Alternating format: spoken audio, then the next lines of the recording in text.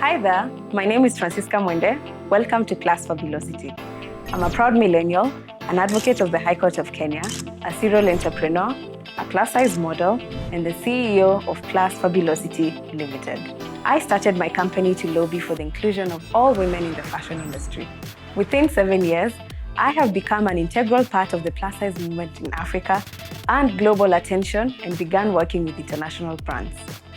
Recognizing my power, I have committed to use my influence and platforms to enable women to become secure, to find a voice to advocate for their rights, to free themselves and become empowered. This is our SAFE campaign. Hello, Cub Nation. Welcome to the SAFE campaign. For those joining us for the first time, SAFE stands for Security, Advocacy, Freedom, and Empowerment. Over the recent past, I have lost 2 close relatives, women, due to gender violence. This has led me to question, where does it begin to all go wrong?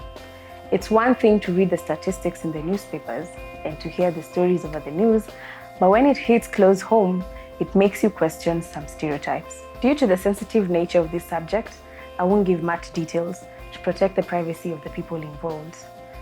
A friend of mine, whom I thought I knew pretty well and had a lot of respect for, recently shocked us. He's a pastor, had been a respectable man in the society, but it became apparent that for quite some time, he had been very violent with his wife. It turns out that during one of these fights, the wife was pregnant, and she ended up losing her life. Another friend of mine was admitted with acid burns from her spouse, and she also ended up losing her life. Both these women were still in their 20s. The problem keeps getting worse.